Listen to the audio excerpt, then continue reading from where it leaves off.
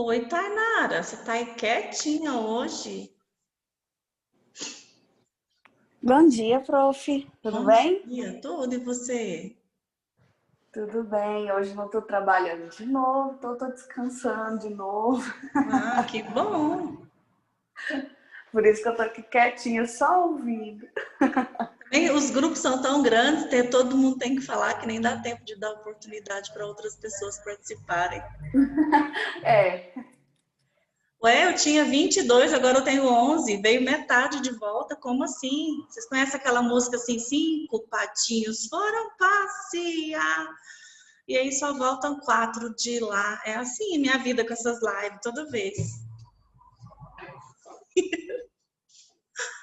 Bom, quem é que vai apresentar agora? Do grupo da Milene. Milene, quem faz parte do seu grupo? Sou eu, Ah, Milene. Peraí, só ver aqui o nome, porque eu não sei o nome de todo mundo.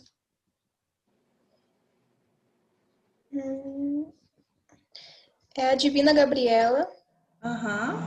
a Jéssica Batista, Natália Alves, Natália Marques, Pedro e Vitória Seabra. Natália Alves, Natália Marques, Isso. Pedro e Vitória Seabra. Eu tô vendo aqui o Pedro, a Natália Alves, você e a Jéssica. A Natália Marques não vai apresentar e a Divina tá trabalhando, mas ela deixou a parte dela gravada.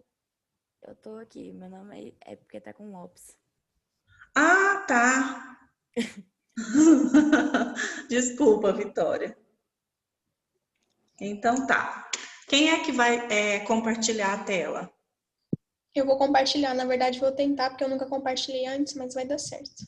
Embaixo da tela, embaixo das janelinhas, tem no meio da tela Share Screen, verdinho. Clica nele.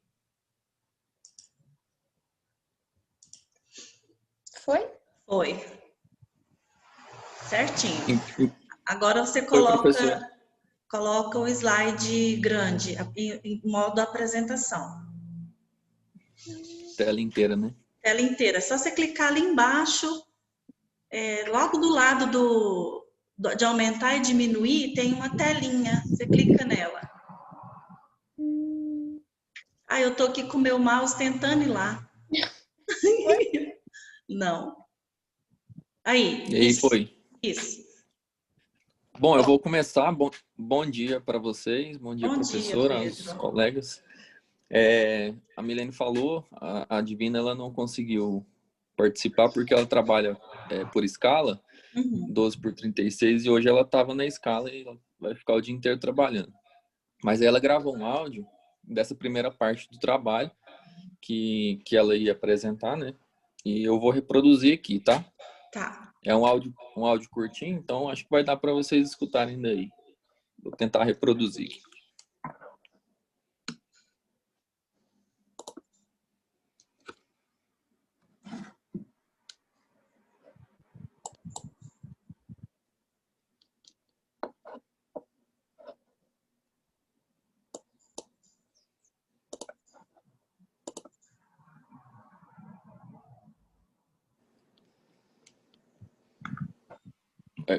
Só um minutinho, professor. Tá.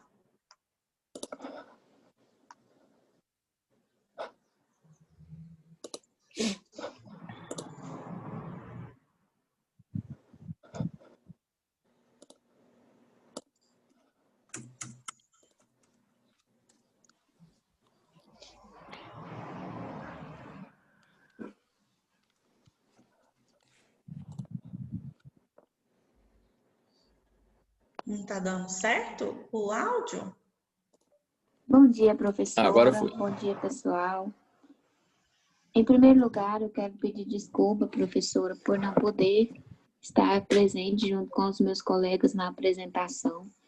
Foi por motivos de trabalho mesmo que não pude apresentar junto com eles. Então, eu peço desculpas para a senhora e também para os meus colegas. Vou começar falando um pouquinho sobre o que é psicoterapia infantil. A psicoterapia infantil é o cuidado, e atenção com a saúde mental da criança. É um espaço potencial para acolhimento das angústias, medos, inseguranças e um momento de intervenção com os pais, com o intuito de promover uma infância saudável.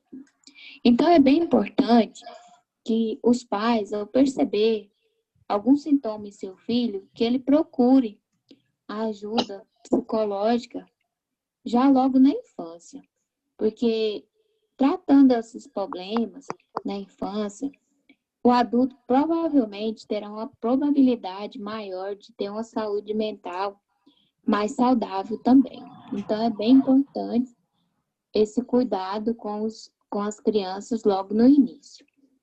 Agora eu vou estar passando um pouquinho para os meus colegas poderem falar a partir deles. Bom, essa foi a introdução, né, do trabalho. A gente vai dar continuidade, os meninos vão continuar falando aí, explicando. Vou passar a bola. Bom dia, eu vou falar sobre as áreas de intervenção. Só tem que falar para mim o nome de quem é, porque não aparece todo mundo aqui para mim. Natália Alves. Ok. Eu fiquei com a área de intervenção, né? E a psicoterapia com crianças pode ser definida como uma intervenção que visa atender os problemas diversos, que vem causando estresse emocional nas crianças, dificultando habilidades de se desenvolver socialmente, intelectualmente, etc. Esses problemas que vêm interferindo no dia a dia da criança, dificultando o desenvolvimento das habilidades no geral.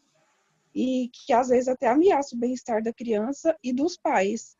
Porque uma criança com probleminhas, assim, querendo ou não, prejudica até o pai e a mãe, que fica preocupado, às vezes até sem jeito, pelo comportamento de algumas crianças na frente de outras pessoas, né? E é isso a minha parte. E aí no slide tem alguns exemplos, né, de problemas que os psicólogos podem intervir, que é a hiperatividade, baixa autoestima das crianças. Tem umas crianças que é tão tristinho, né? Às vezes é só baixa autoestima. E aí, como psicólogo, tem todo um jeitinho de tratar que vai resolver o problema. Dificuldade de relacionamento com outras pessoas, comportamentos agressivos, depressão. Até xixi na cama tem solução, gente. Psicólogo ajuda. Sim, você não sabia, não? Eu lembro da aula da senhora professora falando que tem a fase e tal, o xixi na cama faz parte, super interessante. Pois é, gente, aí é isso. Qualquer probleminha com criança, o psicólogo é a solução. E agora pode ir à próxima.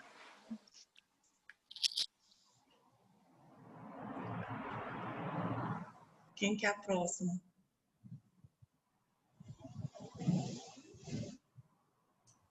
Tava no mudo, eu tava falando. É a Milene. Como funciona a psicoterapia infantil? As primeiras sessões são realizadas com os pais ou quem entra nessa função. O psicólogo realiza entrevistas iniciais para reunir informações sobre a história da criança e para conhecer a dinâmica da família em que a criança está inserida. As sessões seguintes são realizadas apenas com a criança. Sabemos que as crianças não expressam seus sentimentos e emoções como fazem os adultos, verbalizam menos e têm outras formas de comunicação. Por isso, o atendimento a ela é feito de forma lúdica, ou seja, brincando, desenhos, jogos, massinhas e etc. É através do brincar que a criança expressa seu mundo simbólico com auxílio do terapeuta e encontrará recursos de enfrentamento para se posicionar diante do mundo, mas dessa vez de forma saudável e sem prejuízo no seu dia a dia. Agora eu vou passar para a próxima. Bom dia. Quem que é agora? Jéssica Batista. Oi, Jéssica, pode falar. Eu vou falar como deve atuar o psicólogo na psicoterapia infantil. Bom, como está no slide, né? Os psicólogos que atuam com a criança, é importante que haja um interesse e o gosto pelo mundo das crianças. O gosto pelo brincar, pois o processo envolve sentar no chão, estimular a criatividade com ferramentas como a ludoterapia, né? Uhum. E só que, sobretudo, o psicólogo na psicoterapia infantil, ele deve saber utilizar técnicas que respeitem a autonomia da criança. Isso porque a personalidade infantil, ela nem sempre segue o mesmo esquema dos adultos, né? Tem os terapeutas Costa e Dias que eles enfatizam que o terapeuta infantil deve sair do mundo adulto intelectualizado para alcançar o mundo lúdico da criança.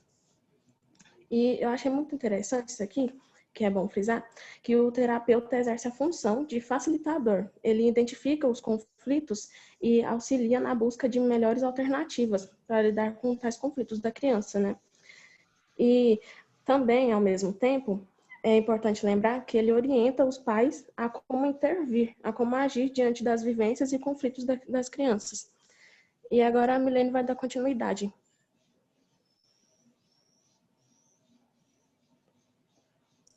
Essa parte era da Natália Marques, mas hoje de manhã ela falou pra gente que não poderia apresentar. Ela não falou o motivo, mas daí eu vou falar a parte dela, que quais são os benefícios da psicoterapia infantil. Através do brincar, a criança encontrará, com auxílio do terapeuta, recursos de enfrentamento e expressões dos sentimentos, permitindo a resolução de conflitos internos e aliviando os sintomas. O acompanhamento psicológico na infância promove uma vida emocional equilibrada. Os benefícios também são voltados aos pais, já que também é trabalhada as necessidades de se afastarem da ideia de terem que ser perfeitos em suas funções. Agora os meninos vão falar um caso clínico.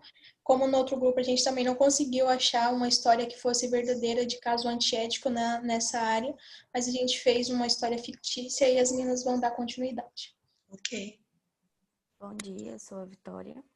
Bom dia, Vitória. Eu vim contar um caso antiético que aconteceu comigo e com minha filha ao ir em um psicólogo. Minha filha se chama Laura e tem 8 anos de idade.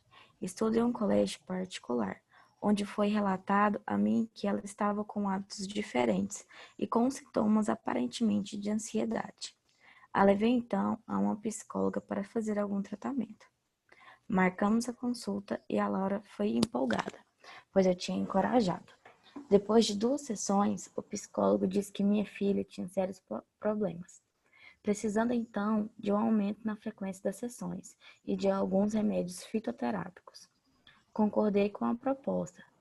Passaram-se 3 meses e ninguém via melhoras e nem obtinha algum tipo de diagnóstico. Somos uma família evangélica, portanto, a minha filha sempre estava com saias. Ao decorrer do tempo, comecei a perceber que ela estava me pedindo com frequência para estar usando shorts e saias curtas, porque dizia ser bonitas. Depois disso, ela começou a não querer frequentar a igreja conosco, dizendo sempre que estava passando mal e chegando a dizer que não acreditava mais em Deus. Passaram-se então 4 meses e o preço da consulta aumentou. Não consegui pagar e resolvi fazer apenas uma consulta por semana. Mesmo explicando a situação para o psicólogo, ele ainda oferecia o pacote 2 vezes semanais, todas as consultas, chegando a ser desconfortável. Percebi também que seus atrasos eram comuns e sempre justificava dizendo que foi culpa do trânsito. Não gostando dessa situação, resolvi conversar com o psicólogo novamente, explicando minhas condições financeiras e relatando os novos comportamentos de minha filha que não estavam sendo agradáveis. Foi então que ele a diagnosticou com depressão profunda. Além disso, estava insinuando a se vestir como outras garotas de sua escola e a parar de frequentar a igreja, dizendo que dessa forma ela não seria aceita em sua turma do colégio. Depois disso, ainda insistiu em aumentar as sessões semanais. Aumentou também o valor exorbitante, pois minha filha estava sendo um caso muito complicado de se resolver. Minha filha iniciou o tratamento roendo as unhas, medo de ir à escola e extremamente tímida ao ponto de nem conversar com algum colega. Encerrei as consultas com o psicólogo, com o psicólogo esse atual, com minha filha sendo medicada, tendo insônia, pânico, tricotilomania e ansiedade generalizada. Recorremos a outro psicólogo que nos ajudou e hoje minha filha faz um tratamento realmente que a ajuda. Isso é verdade, Vitória? Ou é fictício? Fictício. Ai, que susto.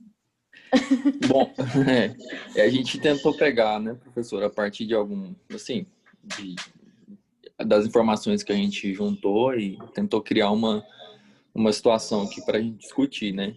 E assim, depois desse relato que a Vitória leu, a gente percebeu que aconteceu algumas coisas que não foram legais, né? Que infringiram a ética da psicologia. E eu até peguei três itens, na verdade, do Conselho de Ética, para eu falar aqui a partir desse relato. Então a gente percebeu que a criança ela foi no psicólogo e o psicólogo claramente não é um profissional que conseguia lidar com a criança. Então, a partir disso ele interpretou, né, e as suas indicações foram totalmente avessas ao tratamento. Então, no artigo 2 do Conselho de Ética, do CFP, o psicólogo é vedado. Vou ler aqui o que está lá, tá? Eu tô com ele aberto aqui. Induzir convicções políticas, filosóficas, políticas, religiosas, ideológicas, de orientação sexual ou qualquer tipo de preconceito, quando no exercício das suas profissões. Então, a gente percebeu, né, que teve essa influência aí na clínica. O psicólogo ele estava induzindo a criança a tomar um outro rumo aí na parte que ela seguia com sua família. Então, esse foi uma coisa que ele, nesse ponto, ele infringiu o código de ética. E também, né, no artigo 4, ao fixar remuneração pelo seu trabalho, o psicólogo deve assegurar a qualidade dos seus serviços oferecidos, independente do valor acordado, e estipulará o valor acordado com as características da atividade e comunicará o cliente, né, o paciente, antes do início a ser realizado, que também é um ponto, né, que deve ser discutido. E o profissional ele induziu a mãe ou a pagar mais ou sair, né? Então ele não quis fazer o tratamento, não quis fazer a função dele, cobrando o que ele já cobrava, né? Não, a gente não deve aumentar o valor da consulta sem avisar o paciente ou, né, com antecedência. E isso tem que ser conversado durante o tratamento. E assim, percebendo tudo isso, né, a psicologia, né, a psicoterapia infantil, eu percebo, assim, não sei como é, mas eu imagino que deve ser muito difícil para o psicólogo profissional que não consegue lidar com criança, né? Eu acho que não tem como você ser um profissional, um psicólogo que atende de atendimento infantil, se você não se dá bem com uma criança, né? Então a gente percebe muito, eu imagino que isso deve acontecer muito, né, na vida real, de crianças, mães que levam seus filhos ao psicólogo, que esse psicólogo não tem o mínimo de empatia, altruísmo para desenvolver esse tratamento. E assim, eu peguei até um artigo que a gente leu para discutir o assunto. Ele fala aqui que podermos ser tentados e nas dificuldades de comunicação por não conseguirmos assumir uma visão mágica dita infantil, né? Essa visão mais fantasiosa da criança que é necessário. E a gente generaliza os problemas. E o profissional ele tem uma tendência, né? Assim, o ser humano de forma geral, a gente tem uma tendência de interpretar a queixa da criança, né? Interpretar os seus sintomas mediante as nossas experiências, né? Então, isso é um grande erro do psicólogo infantil, é interpretar a queixa da criança, o sintoma, a partir de uma experiência de um adulto, né? Então, criança é criança, adulto é adulto, né? E a criança é fundamental o tratamento dela com um psicólogo qualificado, né? Com um psicólogo que seja referência no assunto, para porque a criança ela está em desenvolvimento, né? Como as meninas falaram lá no início, é fundamental que esse tratamento seja iniciado antes, para que essa criança, no seu desenvolvimento, ela tenha uma saúde mental boa e ela consiga se desenvolver de uma forma mais legal e não tenha problemas futuros, né?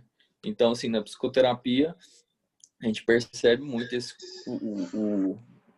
essa falta de interpretação do psicólogo, e ele acaba tratando a criança como um adulto, e que ele não é. E, assim, tem a questão que eu anotei aqui também da questão de confidencialidade entre os pais, né? Assim, tá dentro do Código de Ética também, a confidencialidade, que também é uma linha muito tênue, né, professor? Eu acho que dentro da psicologia infantil, na psicoterapia infantil, é você tratar o sintoma, tratar o caso, né, a terapia no consultório com confidencialidade, e isso também deve ser, né, separado dos pais. Então, o psicólogo ele deve ter essa conversa, discutindo a relação da criança com os pais, sem os pais, né? E é muito complicado, Pedro. Eu já tive a experiência de levar meu filho numa psicóloga, em duas, e fui bem, o exemplo é positivo. Realmente, ele entrava, eu ficava do lado de fora esperando. Quando ela queria conversar comigo, a gente marcava um horário. E quando ela conversava comigo, não era para me contar o que ele estava falando para ela. Era para me falar as percepções dela no que a gente poderia melhorar, o que ela achava que poderia ser interessante para o desenvolvimento dele. Mas jamais falou, olha, ele me reclamou isso de você, ele me reclamou isso do pai. Não, o papel do psicólogo não é fazer fofoca, né? E em contrapartida, eu já atendi uma paciente adulta que no início ela tinha muita dificuldade de se abrir por causa de uma experiência que ela teve quando criança. Ela não era tão pequenininha assim, ela já tinha 10 anos, e ela foi numa psicóloga, a mãe esperou, e depois que ela saiu, a mãe entrou para conversar com a psicóloga, logo em seguida. E para azar, né? Porque quando vocês forem montar um consultório, quem for trabalhar com a área clínica, tem que pensar até na questão da estrutura, né? Para azar dessa psicóloga, a menina foi no banheiro, e o banheiro e o consultório tinha uma janela em comum ali para um corredorzinho. Então ela ouviu a psicóloga contando toda a sessão para a mãe. E ela ficou muito indignada, ela se sentiu muito traída, e ali quebrou a confiança, quebrou o vínculo. E aí depois, enquanto adulta, ela estava tendo dificuldade de formar vínculo com a terapia de novo, por causa dessa desconfiança. Então, é exatamente, Pedro, o que você falou. O sigilo é uma linha tênue, quem está pagando é a mãe e o pai. Às vezes, com adolescente, eles fazem isso, né? Eu estou pagando, mas eu não posso saber nada. Como assim?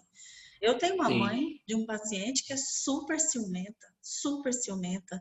Ela tem muito ciúme de mim, sabe por quê? Por que eu estou falando que ela é ciumenta? Porque ela fala que tem raiva de mim, mas ela continua pagando a terapia para o filho.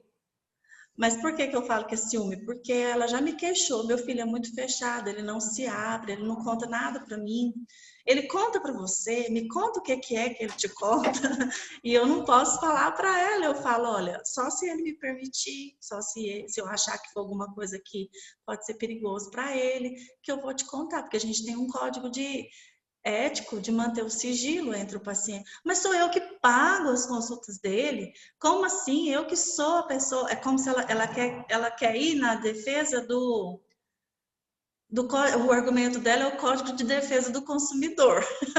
Se ela está pagando, ela tem um direito, mas não é assim. Ela está pagando o tratamento para o filho, então ela não tem direito. E é difícil mesmo das pessoas entenderem isso. Desculpa, Pedro, se eu te cortei. Não, eu já tinha terminado também, professora, e é a melhor experiência da senhora do que a minha aqui, né? Mas é exatamente isso. A gente, assim, de forma geral, assim, quando você lida com criança, né?